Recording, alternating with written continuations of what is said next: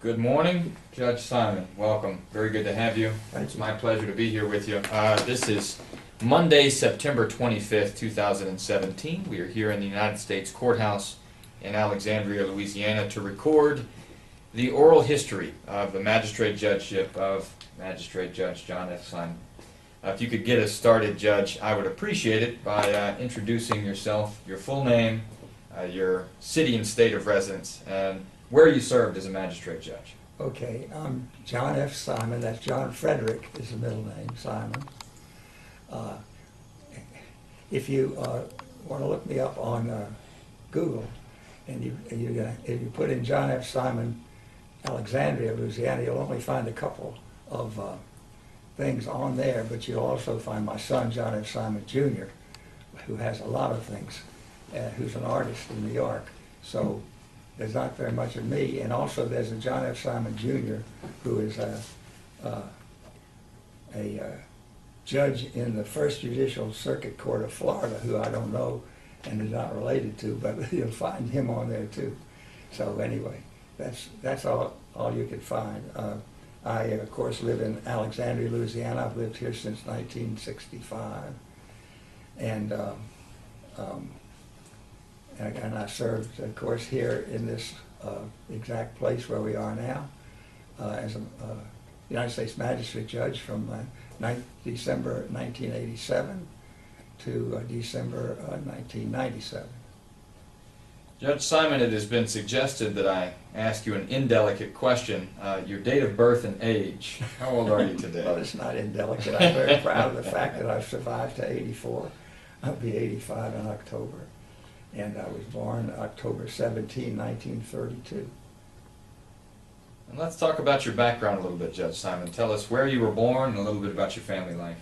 Okay, well, I was born in Shreveport, Louisiana. My dad was a lawyer. My mother, a housewife, basically, although she did have some jobs for a while. And went to Alexandria, Alexander it was called, elementary school, and then to Cresswell Elementary School, and then Byrd High School, graduated from Byrd High School in Shreveport, and went to LSU,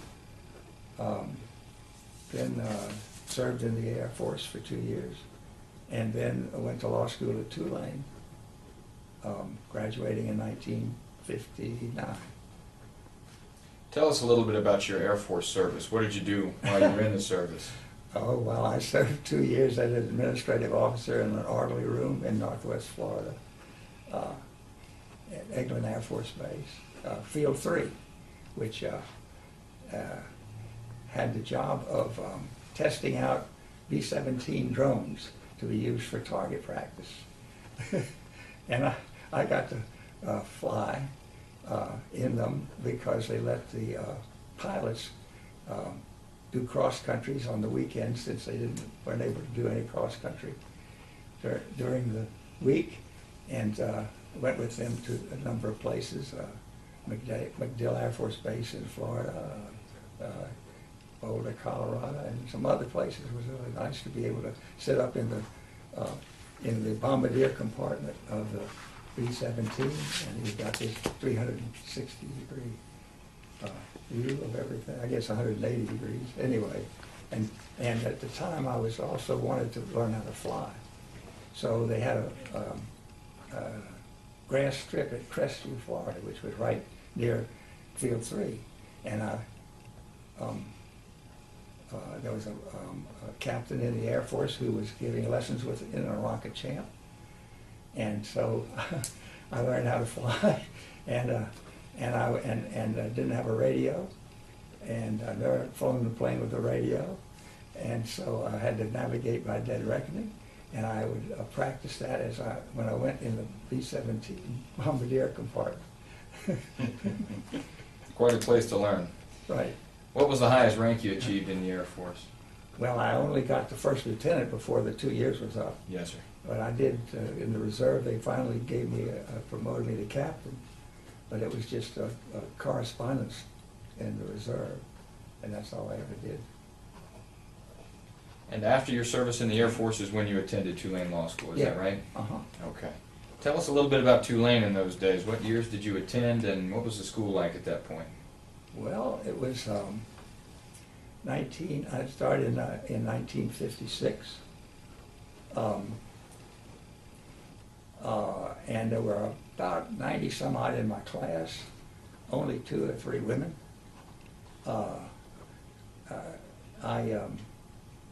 I thought, I enjoyed the time there. I had good teachers and all. And almost everybody who started graduated, which I found out if I'd gone to LSU, they'd have flunked out a third of the class. I figured that LSU was a tougher law school than Tulane was. But anyway, I did very well, graduated second in my class. And you said 90 students in the class at that point? A little over, between 93, 95, I don't know. It may have changed over the 3 years that I was there. Yes, sir. Was there any way to specialize at that point? So, for example, did you obtain any certificates in civil law or anything like that while you were in the law school? They gave me certificates for good grades, but I don't remember anything like that. Was it a civil law program, or was it a mixed common law, civil law? You could take civil law or common law at the time, but of course I was in the civil law program, and most people who were going to practice in Louisiana. We had people who came from other law schools who'd had a couple of years in other law schools to come down there and do their last year in the civil law program so they could practice in Louisiana. At the time, they had made a rule after the Second World War that law school graduates from an accredited law school did not have to take the bar exam. So I didn't have to take the bar exam. They only reinstituted it about a couple of years after I graduated. Wow. Okay, so you became a lawyer without ever having passed any bar exam. That's right. Did you ever have to take one? No. Okay. I did actually, though, when I decided to get a notary's license. Went to a class that a lawyer taught in Shreveport, and I think I took some kind of exam to be a notary. Yes, sir. Notary public. You said you were second in your class at Tulane. Yeah.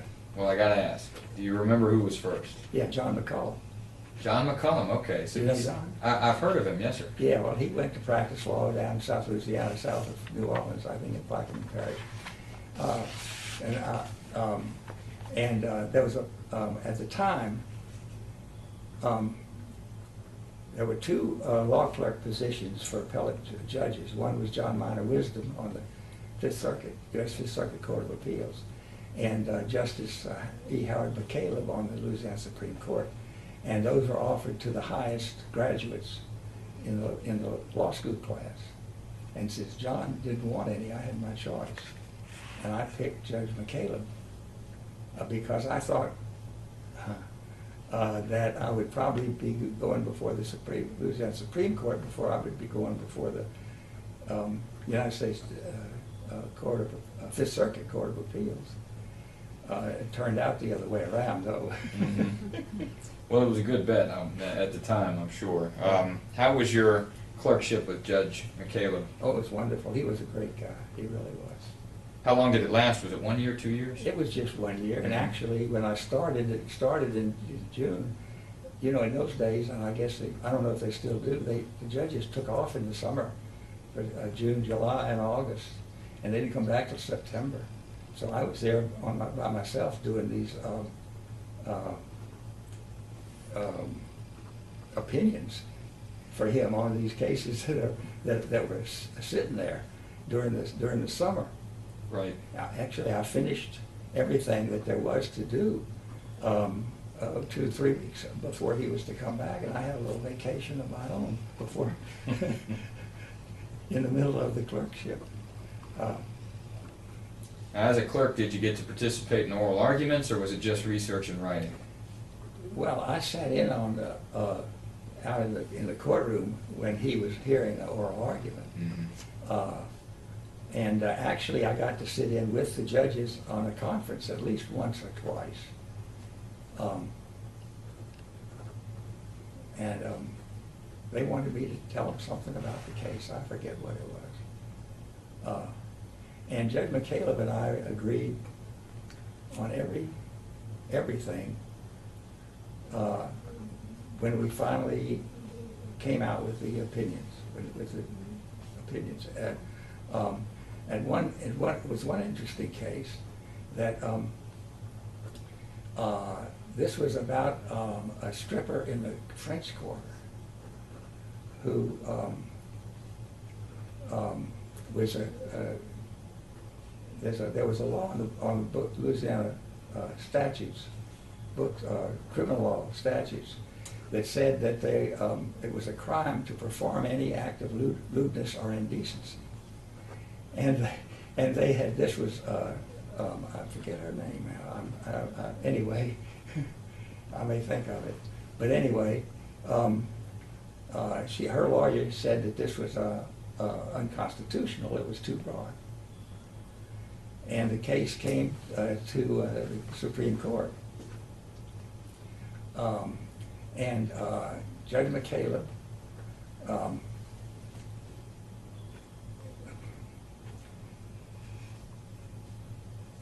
I forget how it happened, but anyway, there was this, it was this, they decided, first was a decision that, I guess it was 4-3, that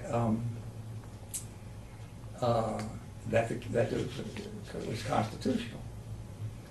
And they asked for a rehearing, and they got a rehearing, and it came to Judge McCaleb to decide the thing. And he wanted to uphold the original decision, and I said, and I had done some research on it, and I said, Judge,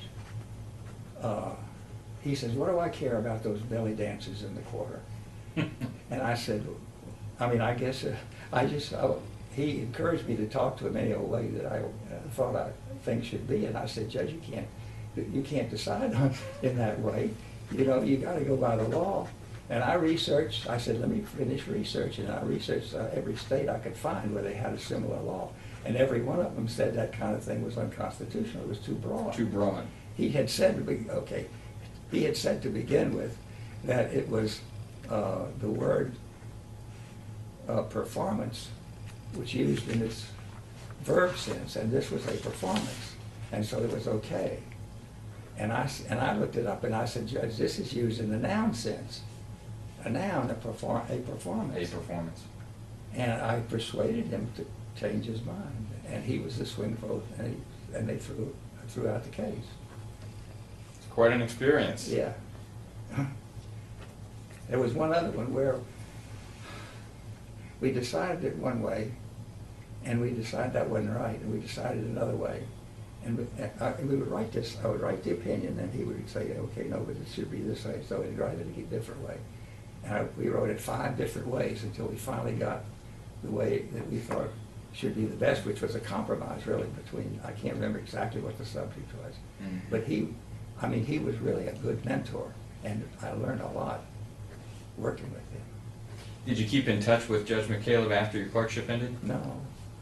Hard to do. It was hard to do. I don't know, I may have been back in touch with him once or twice, but I'm just not known for going back and being with people that I wasn't there with before. Mm-hmm. Usually clerks will tell you that their clerkships influenced their practice in some way. Do you think that yours had any impact on how you ended up practicing law and ultimately becoming a judge? Well, surely I got a pretty good idea of what judges were looking for and how to be succinct and bring the main point to the judge, and how to write, write briefs, and how to argue cases. It was a great experience. All right, keep taking us forward in time. So you finished your clerkship, and what did you do next, professionally? Okay. Well, after taking off 8 weeks for a trip to Europe with my wife, I went to Shreveport. My dad didn't. My dad and uncle had a practice there. It was Simon, Carroll, Fitzgerald, and Fraser at the time, and they had a general practice there. And And they didn't care when I got there. So we took off and had a 8-week trip driving around Europe and England, and came back to Shreveport, and I just went into the practice there. It wasn't a really satisfying situation because they didn't, they were losing, when I got to Shreveport, Shreveport went into a slump, and I don't know if I had anything to do with that, but they were losing business, and the law firm, one of its clients, which was Mobile Oil Company actually, moved its Shreveport office down to Houston. They didn't have that anymore. And then another client, Southwest Natural Gas, I think was the name of it. Anyway, they somehow something happened to that. I forget what happened to that client. And I was left mainly doing a lot of collection work. And although I did have several good cases, in fact, I did handle a trust. I had a client, a guy who came in and had his brother in Tennessee had left a will that was leaving property to somebody, and then after they died, it would go to somebody else, and it wasn't a trust. Anyway, Louisiana didn't have trust law at that time, so anyway,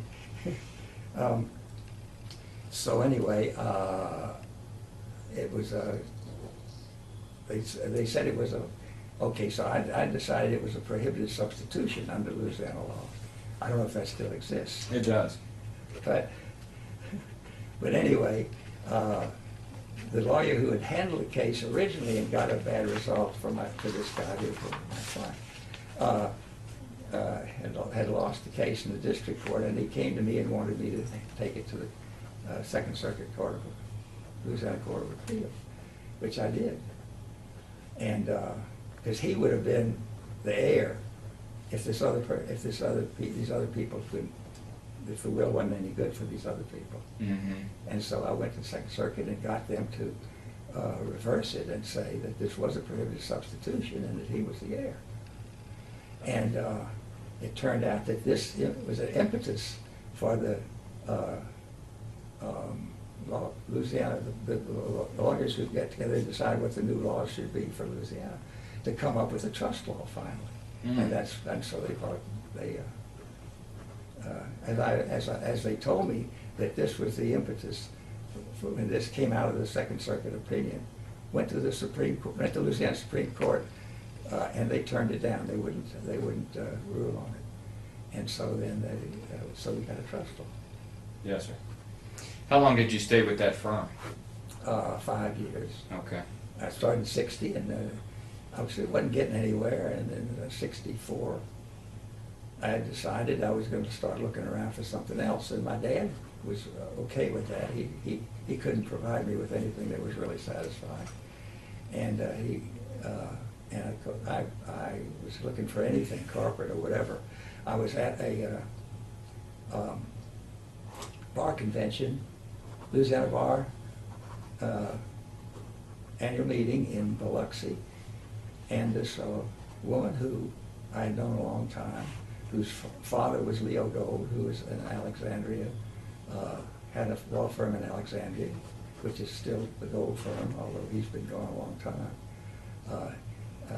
He and George Hall were the senior partners. There were 4 of them or 6, I forget anyway at the time. 6, okay.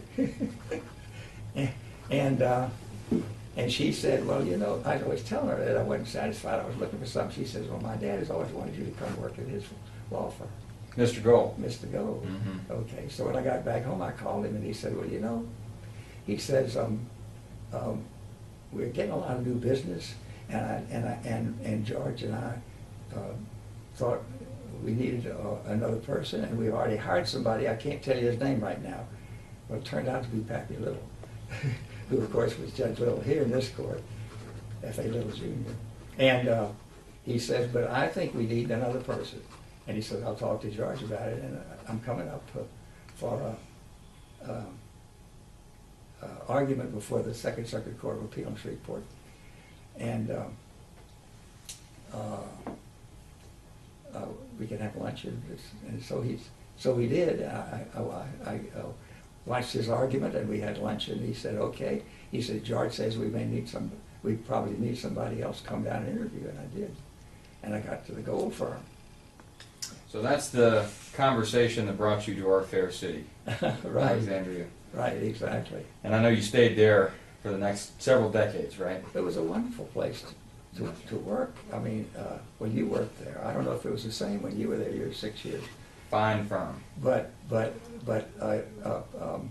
people weren't. There wasn't any politics. People weren't trying to steal each other's clients. The first year I went there, okay, well, of course, you know, we're talking about 1965, so inflation has done a lot since then.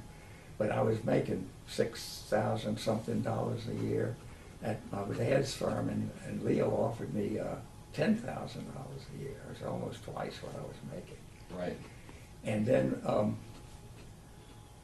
or was it 12? It was 12. It was 12,000. It was $1,000 a month. And I got there in September, and in December, when they gave out the bonuses, they gave me another $1,000.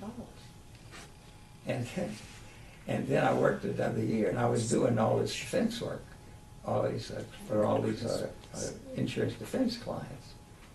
And apparently they liked what I was doing, because when I got to the December the next year, they gave me another $6,000 bonus and raised my annual salary to $18,000.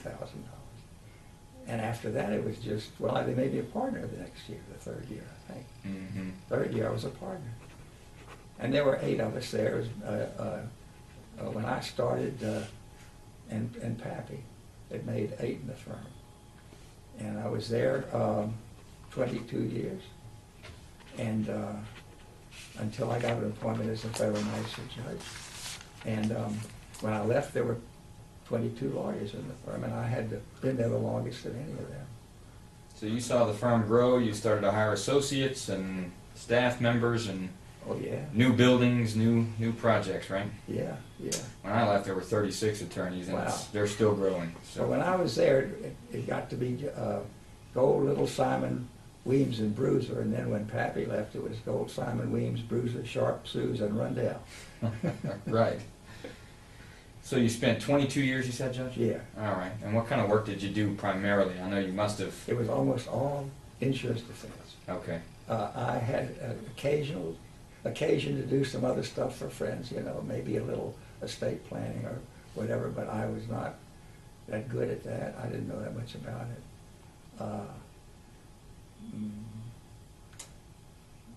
When Pappy left, I got one of his clients who was over in Leesville somewhere anyway, and had to do some work on that case, but it was mostly insurance defense. Did you do a lot of trial work? Well, yeah, but you know, I mean, you know, 90% of the cases are settled, and I always thought a good settlement was better than a bad result of the trial, which nobody's satisfied usually when you get to the end of the trial. But the things that the work that I liked the best was product liability defense, which of course I get to go to the places where they made the product and see how it was made, and to try to figure out for myself exactly what happened, because I guess if you've ever handled any of those, you know that that's the big thing is, well, how did this thing happen and why did it happen?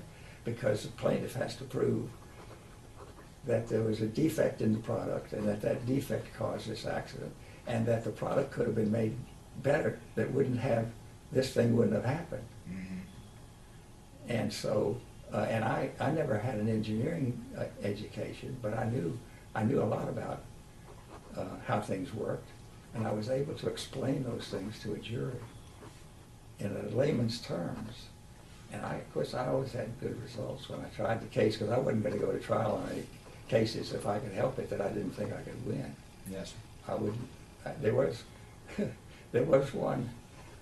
No, I'm trying to think if there was any that I recommended to my clients to settle, and they didn't settle, and then we went and lost the case.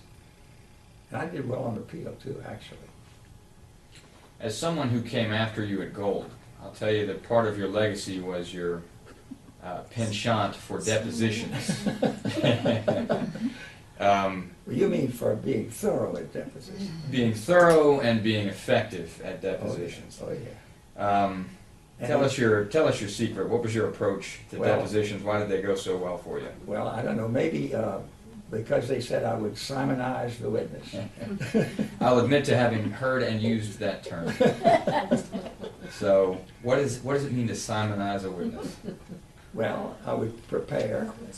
I would have a checklist of questions to ask, and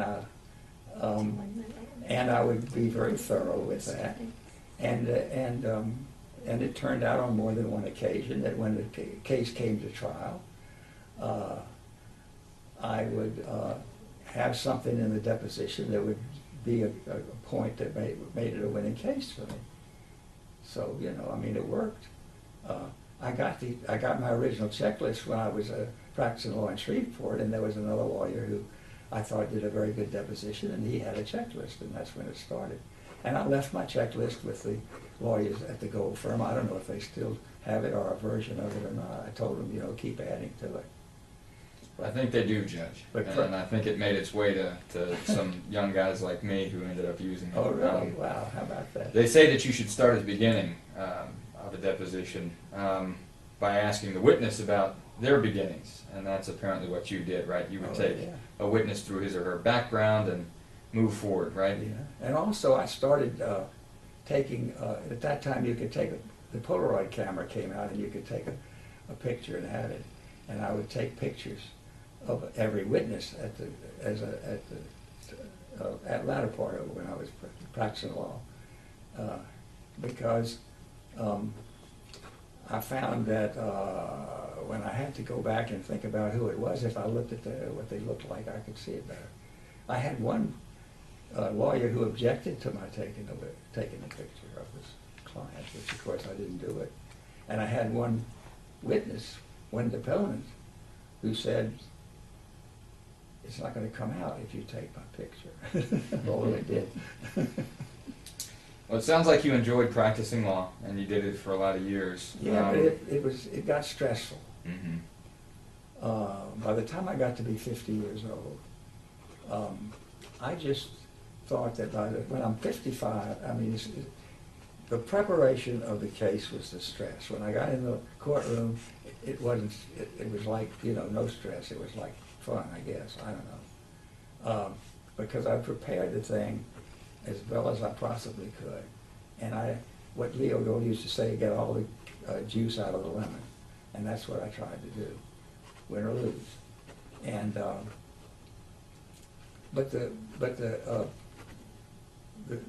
I figured when I got to be 55, it was going to be too much stress for me to keep the way I was doing. And I was going to ask, I had this in my mind to ask the partners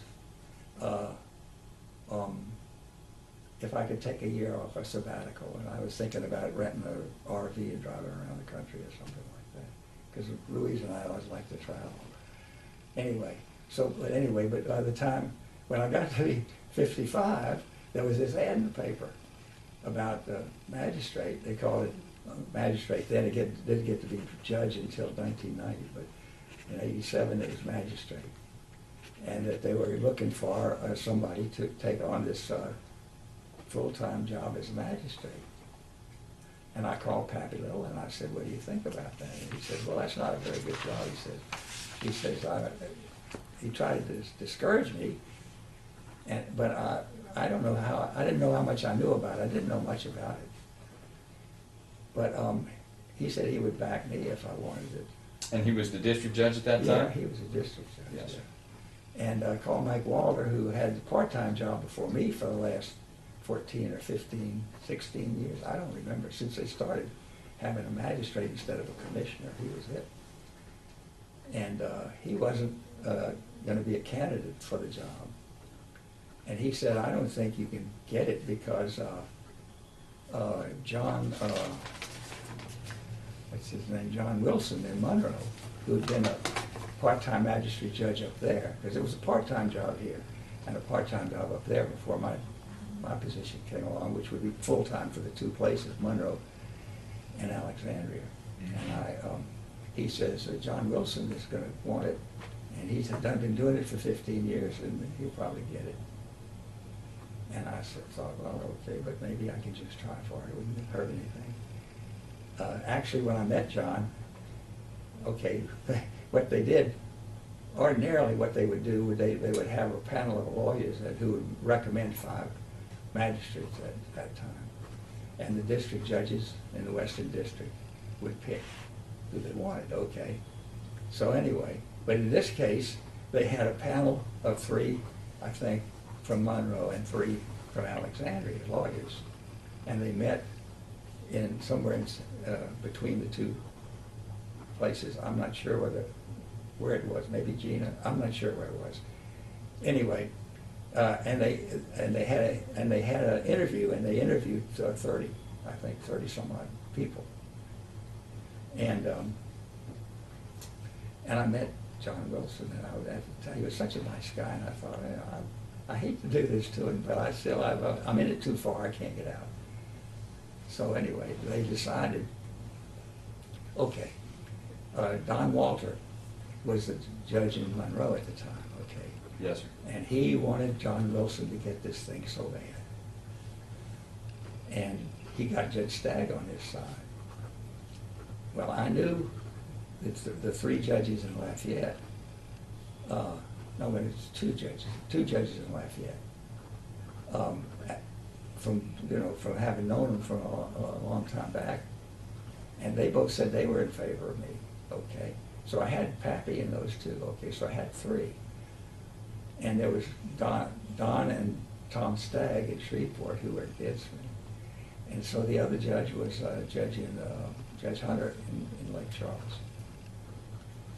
And so anyway, the panel that had heard all of us and was going to do the recommendation decided that they were not going to recommend 5. They were going to recommend me and John, and that we were to meet with the district judges who were going to vote on it, and then they would decide. Mm-hmm. I found out much later, because I thought the 3 judges the 3 lawyers from Monroe had voted for John Wilson voluntarily. I found out later that Judge Walter had put pressure on them to vote for John Wilson so that it would be a tie. and they could do this. So anyway, so I knew, so the two judges in Lafayette didn't want me to come to them because they already knew me, and of course Pappy. I tried to get to go see Judge Stagg, and he kept putting me off, and I never did see Judge Stagg. I did go interview really with Don Walter, because I didn't even know him. He didn't know me either. And I kind of got the feeling that, he was not for me. And then I went to Lake Charles to Judge Hunter and had a very nice interview with him. And he says, I'm going to decide this just like I decided a lawsuit. He says, I'm just trying to find out who's the best one. And I just figured, well, I hope I had it, and I did. So it was that tie-breaking vote that got you the job, is that right? Well, see, I had 4, and there were only 2 against me. Understood. If he had voted for Wilson, Stagg would have had the choice, you see, and he would have voted for Wilson. Mm-hmm. So I was fortunate that I could get 4-2 instead of 3-3. Yes, sir. Yeah. So when exactly did you take the bench? You got the vote? December. Well, okay. I got the Congress put this position in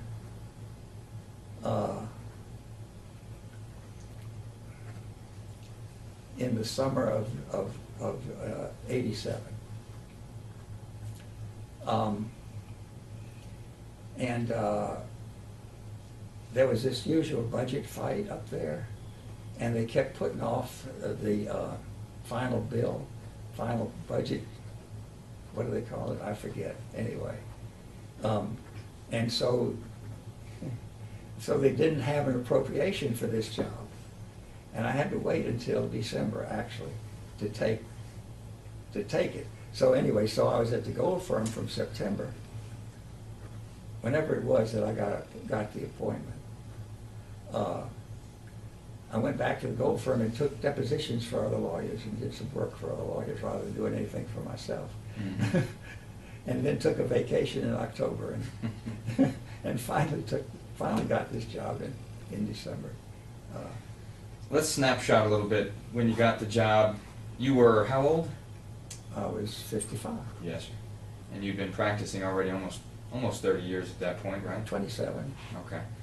And so one of the questions we're suggested to ask is how your age affected your service as a judge. It's a question that's come up for me a time or two, as you might imagine. Yeah, well, you know, people say that you need experience. I don't know how you feel about it, but I felt like, I mean, I'd done a lot of litigation. I'd done all kinds. I hadn't done any criminal work to speak of. Yes, sir. At the time, I don't know if when I got the job, but during my career, when I first started, they were appointing lawyers to defend criminals, people charged with crimes, and I got some appointments. I never did like the criminal work. As a matter of fact, I never did take criminal A&P in law school. I didn't think I was ever going to do any criminal work. Yes, sir. So, what was the question now? I forgot. Well, we were talking about what influenced your decision to become a judge and how your age and experience. Oh, the age. Oh, yes, yeah. sir. Okay, the age. Okay. So, okay. How did I get off on that subject? Well, we were thinking about what kind of experience you had when you took the bench. Oh, right. I didn't have any criminal experience. Okay. Yes, sir. Okay. But I found when I finally got the job that it was very easy to get caught up on that. Mm-hmm. And I'd done a lot of trial work and all, and I figured that it was just not going to, it was going to be a lot, well, it turned out to be less stress, of course, than the trial work as a lawyer. And of course there was this perk, which I didn't really know. I didn't know anything about the job much before I got it. I just said, this looks like something I can do rather than rent an RV and drive around the country.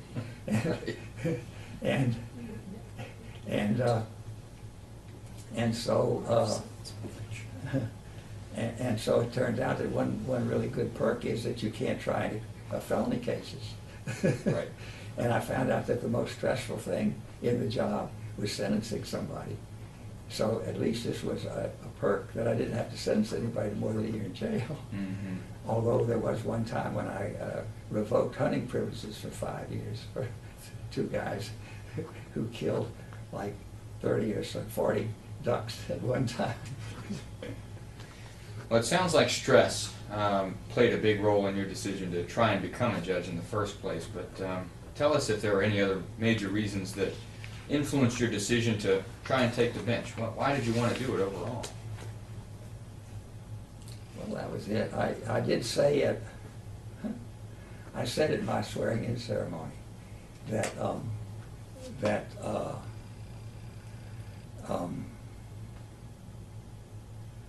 wrote it down here,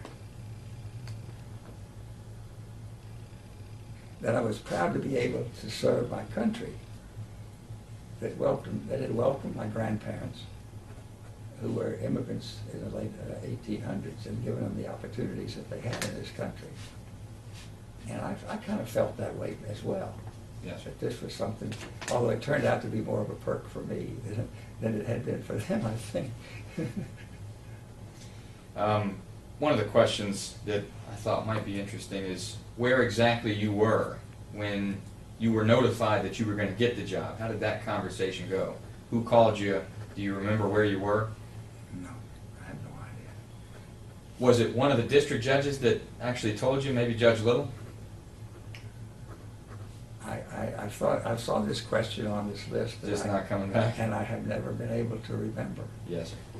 Sounds like it slowly unfolded. You had some time to think about it. You know. You were there. I don't know. I really don't remember. there was a woman in the gold firm who had also applied. Mhm. And Charlie Weems, who was kind of like Charlie at that point, was kind of like the what he is today, kind of the head of the firm. Mhm. And he had some remarks to make. He had probably similar remarks when I took the bench. How did folks react when you became a judge? Were your family members happy? Were your law partners happy? How did people Oh yeah, react? it was a big celebration. I think they had 3 parties. At one of them, they gave me a cardboard crown. And the court had a party. The law firm had a party, and I had personally had. Oh, our friends gave us a party, and there was a party at my house besides. Mhm. It was a lot of stuff. That's great. When you first took the bench, so you were the first full-time magistrate judge in this district and division, right? Yeah. What exactly did you do? What were the duties? I know you had criminal work, civil work, but tell us about what a magistrate judge did when you first took the bench. Well, there were a lot of report and recommendations, called R&Rs,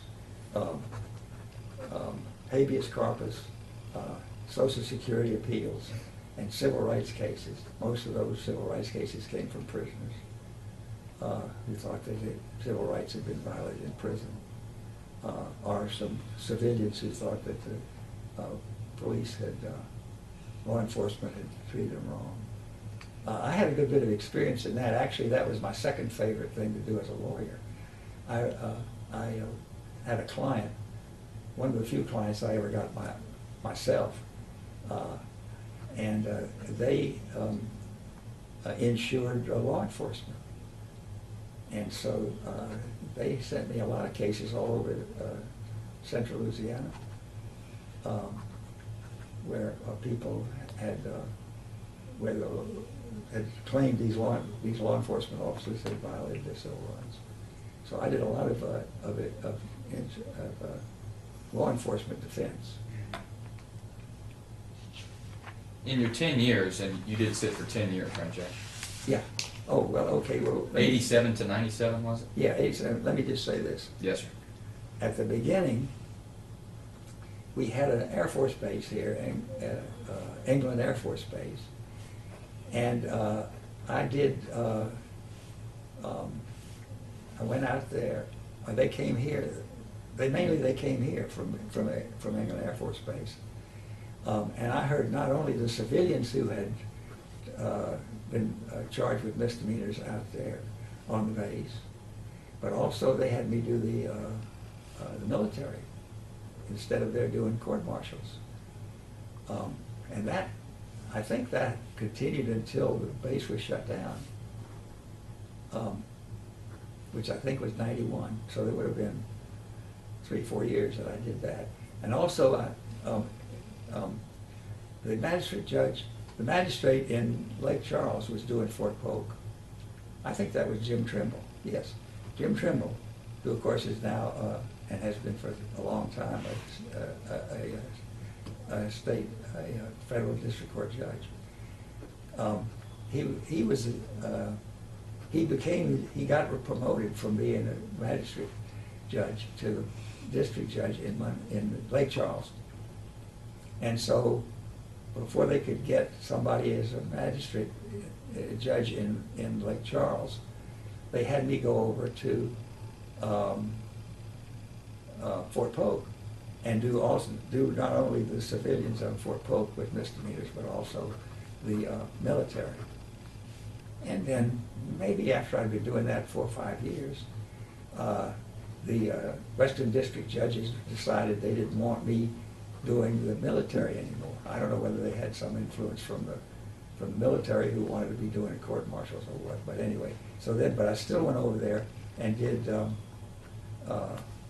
civilians until Lon Wilson, who became a magistrate judge in Lake Charles, took that over. Mm-hmm. So I did a lot of that. Yes, sir. Well, during your tenure, of course, you started as a magistrate and became a magistrate judge in 1990. Well, you know, that's something I want to tell you about. Go ahead. When I was so interested in this job and having this thing to do that I was making about $125,000 a year at the gold firm. This job was paying at that time either $86,000 or $89,000 a year. Anyway, I figured I could manage that, and I really didn't know about there weren't these great perks at that time that they have now. So anyway, this was 87, okay, 89, 90, okay. In 3 years, in 1990, they changed the whole system. And I was really very fortunate because they raised the magistrate judge's salary from whatever it was in the 80s, high 80s, to, well, it went way up because it became 10% of what the United States District Judge made, and it's been that ever since. And they changed the retirement system from I forget what they call the retirement system they had at the time, to this retirement system that we have now, that you have now, which was bankruptcy judges and bankruptcy judges and magistrate judges can retire at 14 years with full pay. And a magistrate judge, of course, there were 8-year terms. And so I really was thinking about all along retiring at age 65. So Louise and I could travel. We wanted to make 2 trips out of the country a year. And I figured I could serve 10 years. So then the retirement says that if you're reappointed after 8 years, you can retire anytime after that. But you couldn't draw retirement pay till you're 65. Mm-hmm. So it worked out just perfect. Sounds like it. So, did anything else change in terms of structure or what you did as a magistrate judge in your 10 years? I know that must have been a big transition. well, okay. My good friend, Pappy Little, okay, previous law partner, okay, was the district judge here. And he told me the first day he knew I was going to be a magistrate, he says, I know that parties can choose to have the magistrate judge try their case, a civil case. He says, but the district judge has to approve. He says, and a lot of district judges, had a standing order that was okay for that to be done. He says, I'm not going to do that. He said, I'm not going to approve that, he says, because I don't want these people forum choosing. And it wasn't until I was in my last year, or maybe next to last year, that he finally let somebody choose, maybe once or twice for me. But, okay, my duties in Monroe were very limited because they still had John Wilson up there as a part-time. Oh, I'm sorry. They took Don off right when I finally got it. They took him off completely as a part-timer. But after a few years, and the only thing I was doing mainly in Monroe was going up there for arraignments and to do bird court. You know bird court. That's maybe whoever's looking at this doesn't understand. In Louisiana, we have a lot of duck hunters and deer hunters and all kinds of other hunters. And when they hunt on federal property, they come under federal law. Of course, actually, the bird laws are everywhere because it's a universal act. So if they're violating the bird hunting treaty of the United States anywhere, they can come into federal court as well as they can come into state court. So we at least 3 or 4 times a year we would hold what we call bird court, and we would have those hunters come in. So I would do that in Monroe. But that was about all I was doing in Monroe.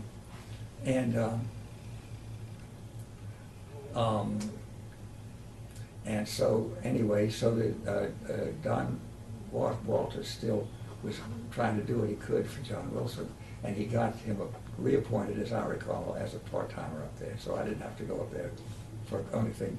He was doing bird court too, as a matter of fact, I believe. Oh, you know what? I forgot to do this. Go ahead, yes, sir. I was going to show you what I looked like when I first got, when I first took the bench. And she said, our court reporter says she could, So you're 55 in that photograph? yes. Can you get it? Got it. Great, okay. This is the thing that came in, you see. I don't know if you still have one of those. I do, yes, sir. Does it look like this? A little bit. It's not See? exact, but it's similar. It's got the name and everything on there. Yes, sir. Useful at airports, I find. I carry it in my DOP kit, but I have yet to have tried to use it. Uh-huh. The only time I've really used it was I went down to Lake Charles for Mimi Meston's retirement party. Yes, sir. And to get into the court, I took it out and I showed it to the security there. Well, what did you think the best part of the job was? The best part about being a magistrate judge? What was your favorite thing? Okay, well, the most satisfying thing I did was mediations. And the judges would send me a lot of cases to mediate. And I got agreements in all, but maybe one or two. Well, oh, wait a minute, I'm sorry. There may have been more than that, but they would call me back later on and say they'd finally settled the case. There was only one that I know of, because what I would do is I would call the lawyers and I would say, now look, I've been asked to mediate this case, but I'm not going to do this unless you can promise me that your client is not going to come in here with some set determination of the outcome of this thing, and that you're going to be able to negotiate. I don't know what your last figure was, or the others. I would say to the lawyer, I don't know what your last figure was, and I'd talk to the other lawyer what your last figure was. But you're going to have to want to come and try to settle it between those figures. And everyone agreed, except when finally there was one case where they came in and there was this one litigant, who said, I'm not going to change my position. I've got to have this amount of money. So anyway, I was able to go back and forth. I don't know if you've done it. Plenty. Okay. Yes, sir. Go back and forth between the two sides who were sitting in different places, and finally get them to reach an agreement and put it on record. And that was very satisfying. In fact, I had one fellow who called me back, one litigant that called me back and wanted to thank, well, I've had a number of thanks, but this is the first time anybody said, I thank you so much. He said, you saved my farm. Well, I think you might have already covered it, but what about the worst part? What did you like the least about it? Oh, doing Social Security appeals. Oh.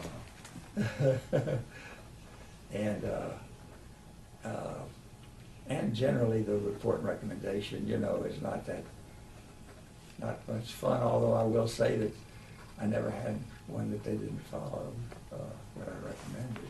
Yes, sir. And I always,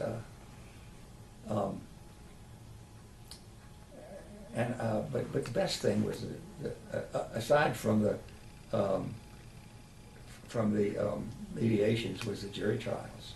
And I didn't tell you this, but once Tuckahoe Law saw, okay, Judge Stagg took senior status in Shreveport. Judge Donald Walter went over to Shreveport instead of being in Monroe to be the chief judge, I guess. And Tuckahoe Law was appointed, and the first place he went was Monroe. He wanted to be down South Louisiana. He's from Bunkie, from Marksville, I think. Anyway, Bunkie, whatever. He'd rather be in South Louisiana, but they put him in Monroe. Okay. Anyway, and so anyway, he started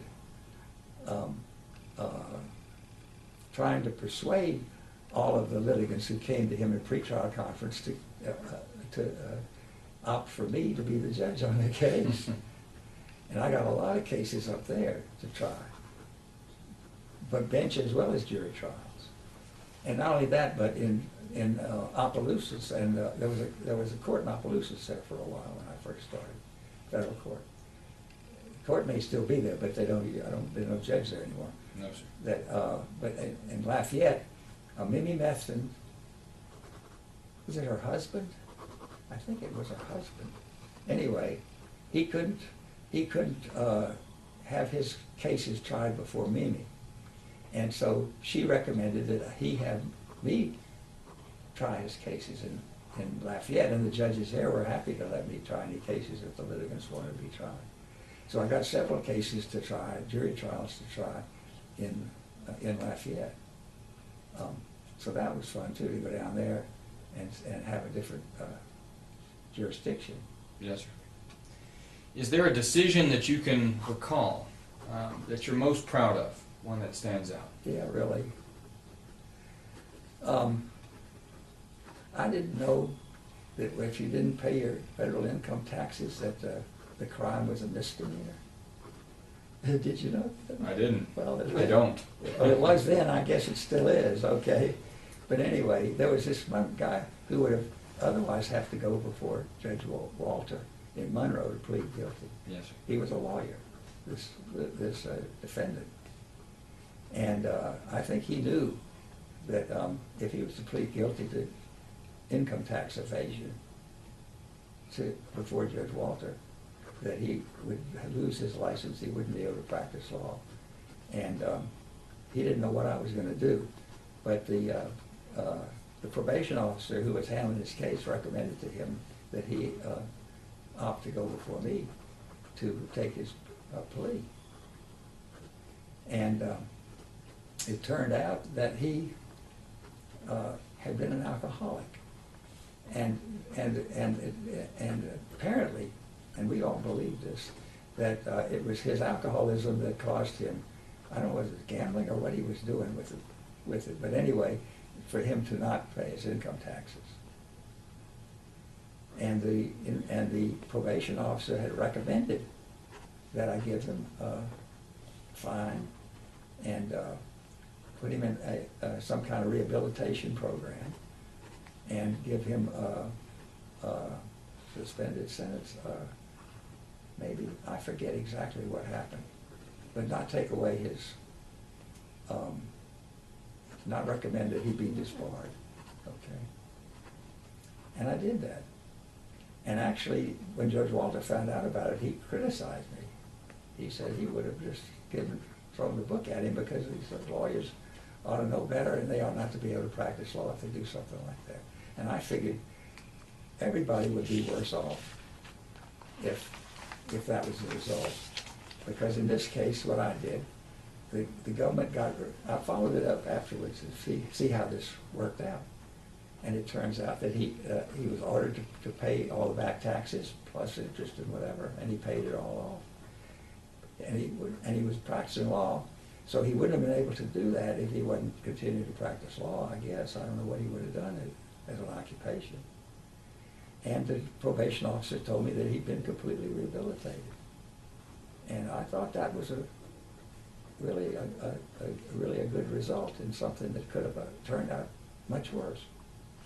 Is there a lesson you drew from that case? Something that you feel like you learned from it? No, I think I applied what I knew before. Mm-hmm. And that is to try to take the most practical approach to these things. And try to see how you can do the most good in what you're doing. And not try just to punish somebody for the sake of giving them a punishment. As a matter of fact, I have a lot of DWI cases over at Fort Polk. And I only sentenced somebody to jail. Well, they were done. I mean, of course, if they were fourth offense or third offense, you know, it would have been maybe a reason to do it. But, and this, I think this was the second offense for this guy. He was an old man. And he just couldn't stay off the alcohol and drive.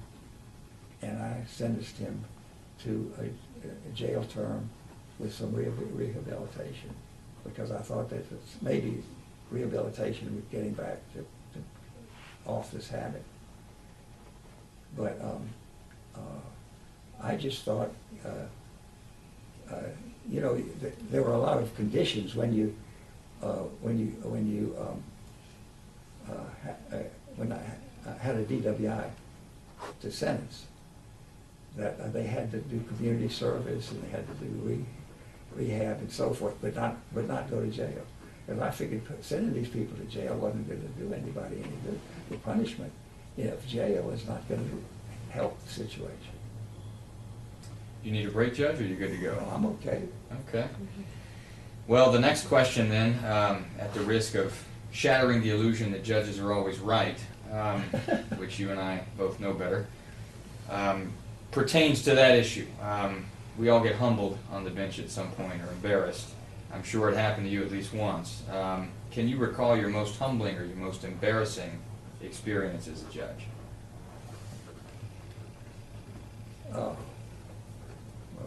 Most humbling or embarrassing. Let me see what I put down here.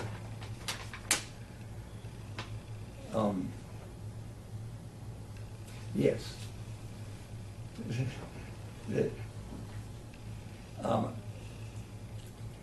Usually, in those days, it would be unusual for a white woman who was accused of a crime to hire a black lawyer to represent her. And I was at court one day where the federal prosecutor came in, and the defendant was a white woman, and she had a black lawyer. And I don't think I knew any of them. And the prosecutor, when he started his presentation, he says, "I want to introduce myself. I'm so-and-so," I forget what his name was. And this is Mrs., the defendant is Mrs. So-and-so, and her lawyer is Mr. Black. And of course it wasn't his name. and I kind of, anyway, he figured out he needed to give her a different name. I imagine. That was a little embarrassing. I imagine so. What about a trial or a hearing that stands out to you, Judge? Well, the trial that stands out to me, Yes, sir. okay, was in Monroe. And it was a whirlpool dryer fire that had killed an old lady who was sleeping at the time, apparently, when the fire happened. And it was a product liability case. And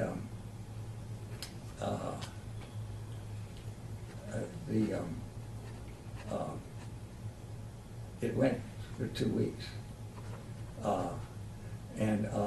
It was really extremely interesting because the claim was that the Whirlpool had made this dryer with with an open back. It's hard for me to explain. It'd take too much time for me to give you the whole thing. But anyway, they had previously made it with a closed back.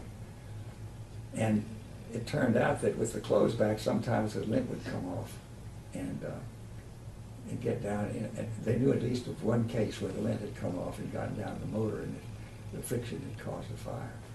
And they claimed that that's what happened in this case. As a matter of fact, Whirlpool admitted that that was what had happened, that the lint had come off and gone through the back, which at this point was a kind of it was open, and it was I forget exactly what you call it, but anyway. And but the claim was that they couldn't have made it any better.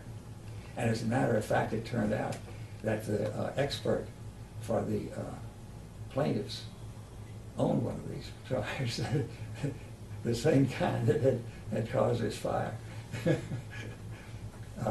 And they also tried to go off on the point that they didn't warn. There was no warning, since they already knew that this could happen. That there was a failure to warn, and that was a point until it turned out, the evidence turned out, that there was a timer on this thing that showed that it was off when this happened.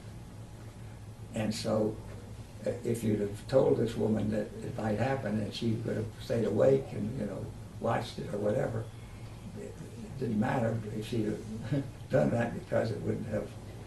Anyway, whatever it was, the jury went out. Well, this was all this was interesting. The Whirlpool had brought in a lawyer from, I think, Boulder or Denver, Colorado, to try this case. And he had a local lawyer, Monroe lawyer, to help him out with it, at least to represent the local, to give him local idea.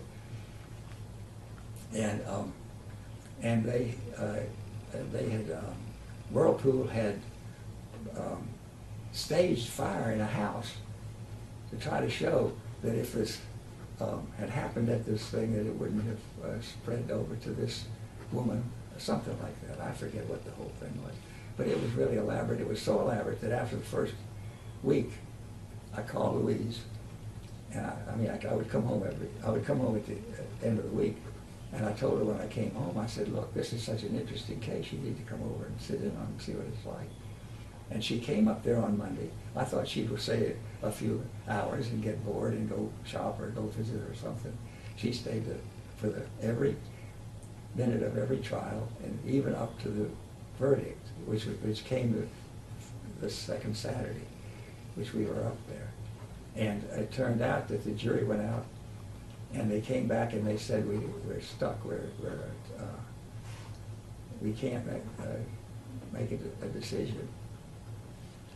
And I gave them an Allen charge, which is, of course, look, you've been here and you've heard all this evidence, and if you don't make a decision, it's just going to have to all be done over. It's expense and so forth. And you've got all the evidence here. If you can possibly do it, come make a decision. And they came back with a defense verdict. And that was, I guess, the most interesting case that I handled. What about a difficult issue? Morally or intellectually, the most difficult case or issue that you had to decide? Well, there was this one case where this woman, a teacher at up in Ruston, what's that, Louisiana Tech. Yes, sir. Seems to me, had been fired because she wouldn't stay in the classroom for the Pledge of Allegiance. I think that was it. It's been a long time, I've been retired now 19 years, it'll be 20 years in December. So it's hard to remember the details of these things. But anyway, it was in the Monroe Division. And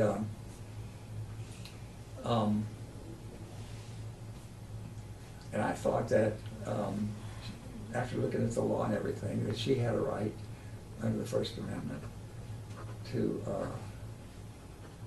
maybe it wasn't the first, anyway, whatever amendment it was, had a right to not, I think she said it was for religious reasons. And I think it was the Pledge of Allegiance. Anyway, it was not an easy case to decide, but I decided it that way, and I presented it to Judge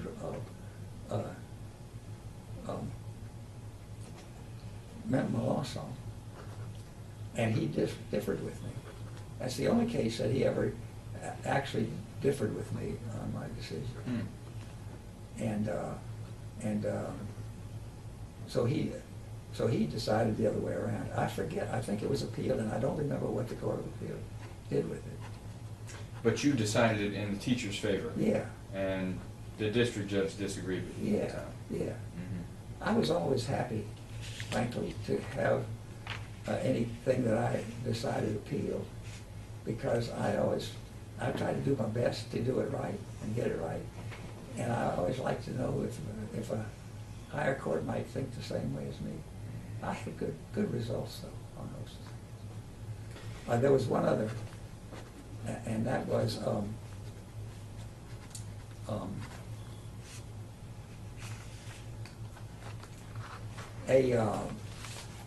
a motion to suppress came in on a criminal case to me, where Mike Small was the defendant's lawyer.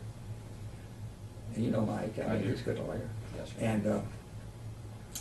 and he, his client had been stopped for a traffic stop. And then after, they didn't find any drugs or anything on him, okay, but they suspected that he had drugs somewhere. And they went to his house without a warrant and searched his house and found drugs. and charged him with that. And this was a motion to suppress that search.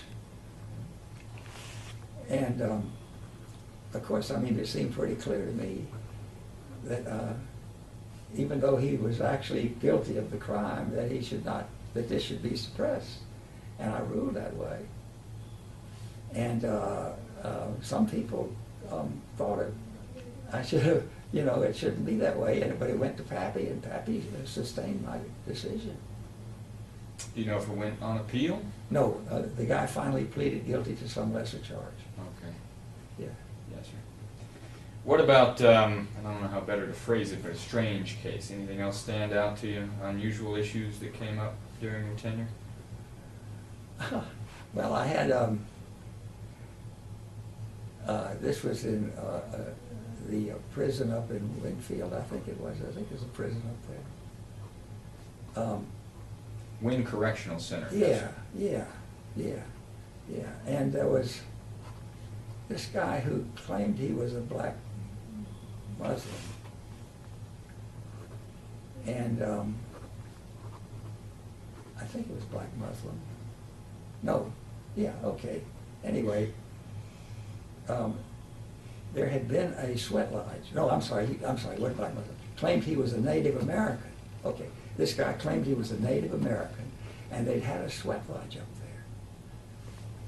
Because there was a person who the warden, I guess, knew was a Native American, and he let him do that. And when that guy was transferred to somewhere else, they took down the sweat lodge. And this guy he was a Native American, he thought he was entitled to a sweat lodge. And he couldn't offer any proof. I think what he did was, my recollection was that he had not actually been a Native American, but he had adopted the Native American religion, something like that. Anyway, the warden and the administration up there said that this was a security risk to have a sweat lodge. And it came before me to decide, whether they should have it or not, and I decided that he didn't have to. I know I was saying black Muslim because you didn't have to be a Muslim. That they would give special privileges to the Islam religion to anybody who claimed they were a black Muslim, even though they just converted or whatever, just said they were.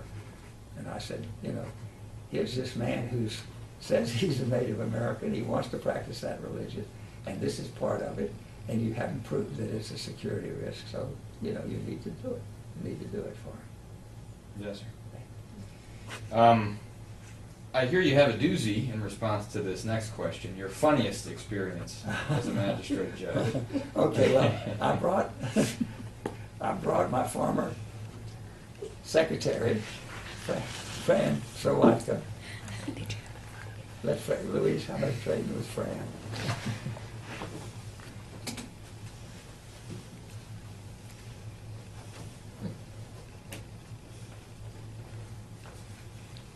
Ms. Fran, maybe if you could introduce yourself for the record. Okay. I'm Fran Sawatka. I went to work for Judge Simon when he was in private practice, and when he came to be a magistrate, I went with him to the federal courts and worked with him for about 12 years. I really enjoyed my job. It was extremely interesting, and I understood it was a very important job as far as the law is concerned. We had this little man. This is Mr. Copless, and he sat on my credenza in the office for years, and one day he disappeared, and we got a ransom note for Mr. Copless. Had been kidnapped by some terrorists, and the ransom note demanded that I bake cookies or brownies no nuts, and served them to the law clerks with coffee. And over a period of time, we got ransom notes, we got pictures. They took Mr. Copeland to the emergency room at the hospital and had pictures of him getting a hypodermic. And then they took Mr. Copeland to several places in town and took pictures. And we would receive these with ransom notes. And this went on for weeks. And so finally, they got frustrated, and they came to me and they said, "Don't you want Mr. Copeland back?" And I said, "Well, I really don't care." I said, "He doesn't belong to me." I said, "He belongs to the judge," which caused a little bit of a consternation there. And I said, "I think his wife gave him Mr. Copeland." Well, we started negotiating. First went the coffee, but they were definite about the cookies and the brownies. And finally, they just decided to give it up, and they brought Mr. Copeland home. But we do have a file on it. And, And the two culprits were? Judge Simon's law clerk and Judge Little's law clerk. And they had stockings on their heads, and they had guns. We had pictures from the cemetery where they were threatening to do him in, and I didn't want to tell the judge about it because I didn't know how he'd react. But we finally got Mr. Copeland back, and I did bake cookies because I felt sorry for them. They were so pitiful. But I worked for the judge for almost 12 years and enjoyed it a lot. I learned so much. Yeah, but you complained about it, about having a lot of work on Monday that I've done on Saturday. That's because you work till the weekends. 7 days a week. Yes, I did sometimes. And I would come in and my in basket would be, you know, and it would take me 3 or 4 days to get it all done. But it was a very rewarding job, very rewarding. Becky reminded, this is what my former law clerk, I had her for many years. And no, can you get her, Becky? Okay. I'm sorry. There you go, Becky Thomasy. And so she was my law clerk, okay. And this was a law, stayed on with Judge Kirk here, and is still law clerk for Judge Perez Montez. So she was great, and you can see because she stuck with it. We're very privileged to still Anyway, have her. Becky reminded me, I was asking Becky to tell me some things that might be interesting to do in this, to tell about in this. Anyway, and so she reminded me that when I was up in Ohio, waiting for my first grandchild to be born in the hospital, and I gave her a call wanting to know what had come in the mail for her at the office. From the waiting, or from the delivery room. Yeah, we I must said, have nothing's delivery happening room." here, read my mail. And Judge, maybe you could introduce our last guest, who we have not introduced. Oh, yet. okay. My wife Louise. My wife for 59 years, is it? 59 years, So you two are close to a big anniversary. right? Well, she, as I told you, she and I love to travel. Yes, sir. And I wanted to retire at 65 so I could draw my retirement and then go travel. And we wanted to try to make 2 trips out of the country a year, and we did manage to do that for a while. And we're still trying to make 1 out of the country a year. So, and that's obviously another perk of this job. Yes, sir. You and I have spoken about that. Travel is permitted, and that's a little different than being a practicing lawyer most of the time. Right, well, of course, I mean, you don't punch a time clock as a magistrate judge. Yes, You're sir. not on the, what do they call it, they got a name for it, for where you got to punch the time clock. In other words, you got to serve certain hours. At least in my case, and I suppose in yours, Yes. as long as you get the work done, then you're okay. Yes, sir. Well, we've talked about a couple of your law clerks, the terrorists, Becky.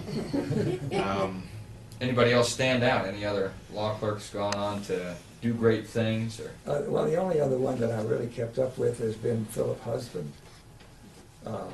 He was my first law clerk. He came to me after clerking for, I think he clerked for a federal judge in New Orleans. I forget exactly. Anyway, that judge didn't have a very good reputation. I think he was charged with, I think he was disbarred. I think he was, anyway, and it didn't have anything to do with Philip. But anyway, Philip stayed with me for a little over a year, I guess. But I was really wanting another, this was at the first of it, I was wanting to have one new law clerk every year.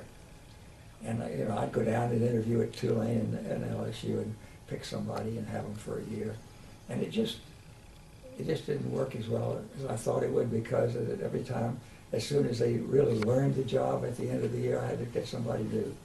And Becky, who had been law clerk for Judge Stoker on the district court, in the state district court here in Alexandria. And he was retiring, and she was available, and he told me, you know, and so she was nice enough to come and be my law clerk. And that was much better than I had somebody with, not only with experience, but with a lot of experience. Anyway, Philip Husband is now general counsel for the District of Columbia Department of Health, DC Department of Health. He has a staff of 10 attorneys and 3 paralegals and 6 interns. And he is part of the legal team advising the mayor for the District of Columbia. So I would say that's pretty good. yes, sir. The others, I don't know. Well, I had, okay, no, I'm thinking about no, I can't think of anybody else that I know of that has done any. Do you know any, Becky? There's one at the U.S. Attorney's Office. Who? Kelly Palmas. Yeah, Ebinger. Kelly Palmas Ebinger. Oh, yeah, that's right. Yeah. What was her name? Palmas. Kelly Palmas, and she married Ebinger. And she is, she went with the United States Attorney's Office in Lafayette. Is she still there? Yes. Yeah, and she's a prosecutor. She's still a prosecutor down there. Yes. Yeah. Yes, sir. You've talked about what you've been doing with your retirement a good bit, trying to travel. Anything else that you like to do on a regular basis? We still see you at bar events, Judge. I don't know how you have the patience anymore. You know, it's the only way I can keep up with the people that I knew. Yes, sir. I mean, it's more social than anything else. I do like to keep up with the law, because I'm still a member of the Louisiana Association of Defense Counsel, Okay. which they give me for free, and they send me all their literature. And as a matter of fact, I think I went and attended one of their annual meetings recently. And I'm also a member of the American Board of Trial Advocates, which they give me for free. Because I was always, and there's questions in here about this, you know, what do you think about the jury system and all that kind of thing. And of course, they've got plaintiffs' lawyers and defense lawyers on that, and all over the United States. And their main purpose is to promote jury trials and to try to slow down or stop the trend to not having juries in civil cases. Yes, sir. And criminal cases too, I guess. I don't know. And they put on a seminar every year in New Orleans, and of course around the country, that they call, well, it's a mock jury trial is what it is. And they take, are you familiar with this? Yes, sir. Yeah, they take people off the street and tell them that they're going to hear a case, and they have really good lawyers present two sides of the case, and then they have them go into a jury room, and they don't know it, but they're being televised, and you can, and they bring a lot of lawyers in to watch this thing go on, so that they can see how this jury deliberates, even though the jury doesn't know they're being watched. And that's one of the other things that they do. Mm-hmm. So anyway, I keep up with that. Trying to make sure that we didn't skip anything important, and one of the things that I neglected to ask you about earlier, so we'll have to jump back in time, is your experience in baby judge school. That's what they call it these days. Yeah, did you go? I did, yes, sir, and had a great experience. It's a 2-week process for us. Yeah. What's it like? What was it like for you when you went to school? Oh, it was wonderful. First of all, the place where we stayed, the hotel. I don't remember the name of it, but it was right near the White House or the Capitol. Anyway, and it was a great place. And of course, the people who taught the courses were great. And I can't think of the names, but they've come up as speakers at the different Fifth Circuit conferences and Magistrate Judge conferences. And you sometimes see them in the news. So anyway, it really gave me a lot of good start on things that were to come up in the judging. But of course, I can say that I love to go to the Magistrate Judges conferences and the Fifth Circuit conferences because they always had things that I could learn something from. Sure. I don't think the magistrate judge system has changed a great deal since your retirement. Our duties are probably pretty similar to the duties that you had when you were serving. Is there something that you would change about the magistrate judge's role in the judicial system? I think they've done this. Don't you now have a contempt power? We do, yes, sir. I didn't have a contempt power. Okay, I didn't know that. That was something I really wanted to have. And there's a question in here about what I was thinking about the jury system. Mm-hmm. And I always wanted to have the jurors take notes. I don't know if you let them do that or not. I do, yes, sir. Yeah. And even sometimes ask questions. One of the interesting questions about your transition from the practice of law to the bench is if you had any mentors along the way, role models that assisted your transition, helped you while you were a judge. Did you have anybody like that helped offer you advice? While I was a judge? I don't think so. I mean, I'm sure I did. I'm sure when I started, I had to have some forms of a report and recommendation, and of course I knew how to write I knew how judges' opinions were written. Mm-hmm. Yes, well, it was just everybody. I mean, even down to the clerk of court here helped me. I can't think of anybody in particular. I always say Justice McCaleb was probably, the best mentor. And then when I got into practice, there was one person in the firm, in the law firm in Shreveport, who was Richard Fraser, who did insurance defense work mainly for that firm. And he would take me along, and I learned a lot about doing that kind of work from him. But as far as being a judge, I don't know. It just seemed to come naturally, I guess. I have a courtroom deputy who tells me that it takes a village to get me from one end of a case to the other, and so I think that's probably true for most new judges, at least. Do you have any advice, Judge Simon, about that you'd like to leave for your grandkids, for future generations of judges like mine, for young lawyers? Any wisdom you feel you should impart? If you can be a federal magistrate judge, be it.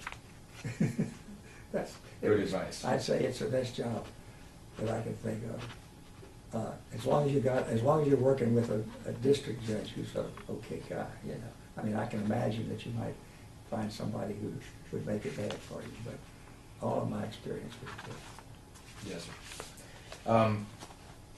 Talking a little bit about retirement, the issue of mandatory retirement for judges is a hot issue in state courts.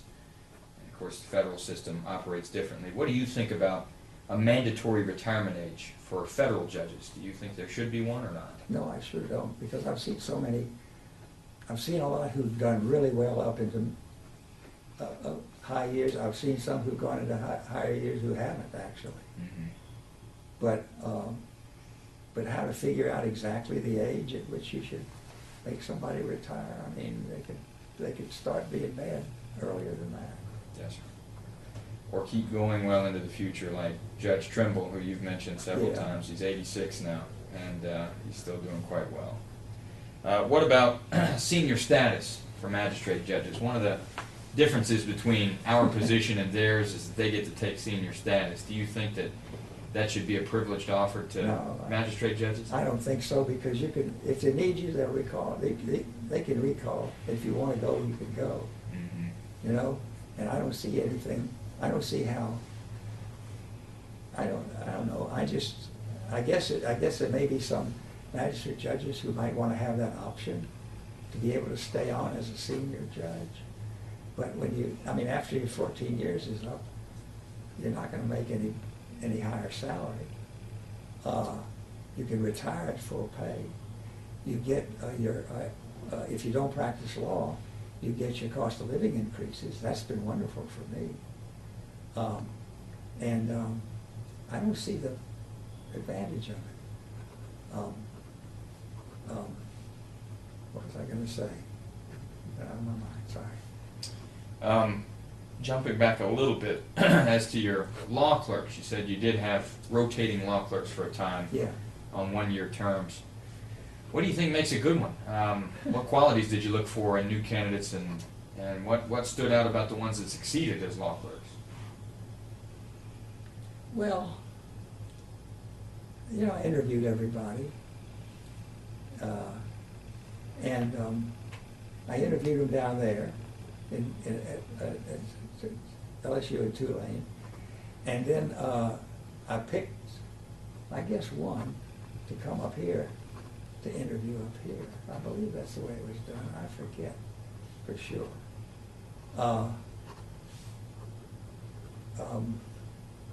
It was hard to find somebody who would want to come to Alexandria. I don't know if it's that same way now. It is. But I found that I had several who I would like to have had as law clerks, and they didn't want to come here. So I just looked for the one that I thought had the best grades and best reputation, best whatever that I could find. Some of them I knew their families. Some of them I didn't want to have because I knew their families. But some I did want to have because I knew their families. Yes, sure. You've answered some of the questions that are important for the system itself, how you feel about the jury trial process, etc. Is there anything that you would change about how civil cases are handled in the federal system, how criminal cases are handled in our system? Anything in your experience as a judge that you think is important to address going forward?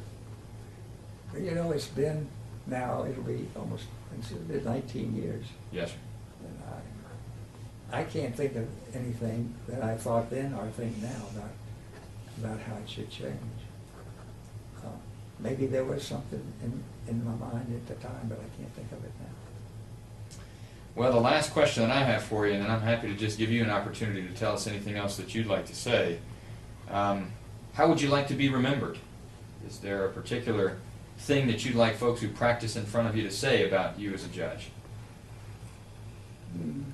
That I was fair and impartial, that I tried to be the kind of judge that I had wanted to have as a judge when I was practicing law for the cases that I handle. I tried to do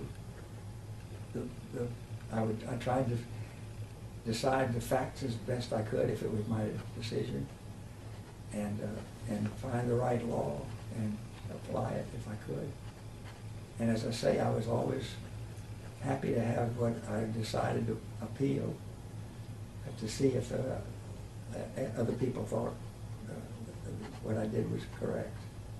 And I thought I managed to succeed pretty well. Well, I don't know if I've done you justice, Judge, but I'll give you a chance to say anything else that you'd like to say, or address any questions that I haven't fully addressed for you. Is there anything else that you'd like to tell us about? Oh, my goodness.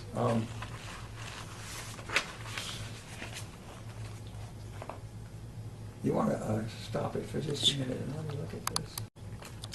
Okay, good. You've pretty thoroughly covered everything, but this is just so I'll have this, since this is something that I'm going to have that my children or grandchildren might be able to look at, you know something about me. I wanted to go back to when I was a kid. And of course my dad was a lawyer. And I would go down, actually when I was in high school, they would use me as a office boy in the law firm. There were I think six lawyers in the firm. And at that time,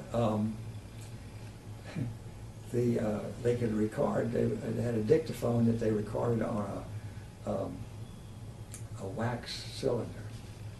And you would record, the secretary would transcribe from it, and then you would shave it down and you'd keep using it until it got very thin. And I learned how to shave the dictaphone disc cylinders. And then it was the first time that there was any copying machines. Before that, if you wanted to copy anything, you had to send it over and make a blueprint made out of it. And they finally had this machine where you would take this thing and put it in a holder, put the paper in a holder, and dip it into something, I forget what it was, and put it on this thing and push the thing down and turn on the light and make a copy of it. Maybe it was you put it down and pull it, I forget, something like Polaroid, but it wasn't exactly the same. Anyway, so I learned how to do that. And I would go to court sometimes and watch cases, watch the lawyers, and some that weren't even in the firm that I knew, that I wanted to see how they did. Yes, sir. But I really never was that interested in being a lawyer. What I wanted to do when I was in college, what I thought I wanted to do, because I thought about a lot of different things, was to be in the entertainment business and be a comedy writer. I was known, if you can believe it, as a comedian in high school. I had a routine.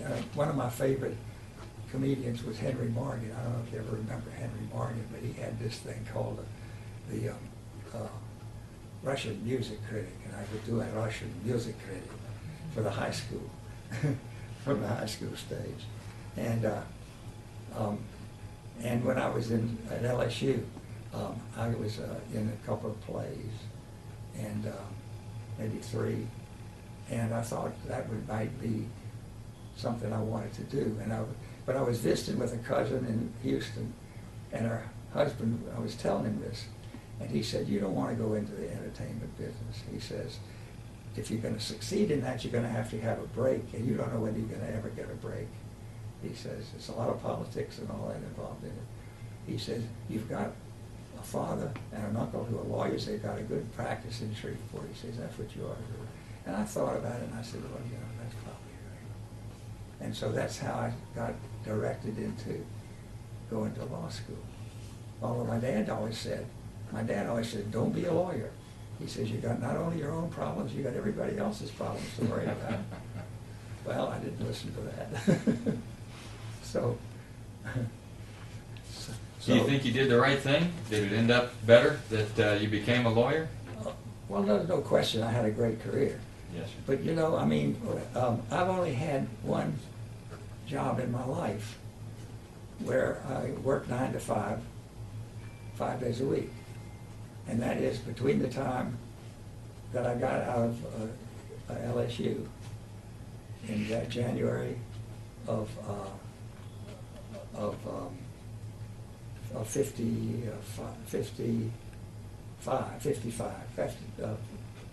54. Okay.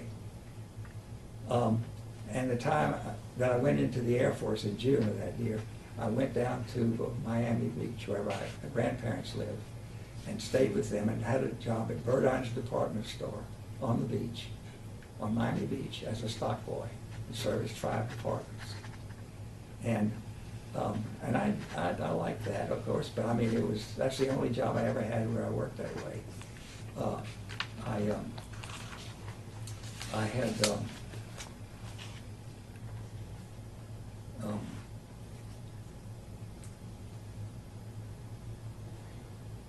oh, and of course the Air Force, I had a job that I couldn't. I guess I could say it wasn't 5 days a week necessarily, but I guess it was.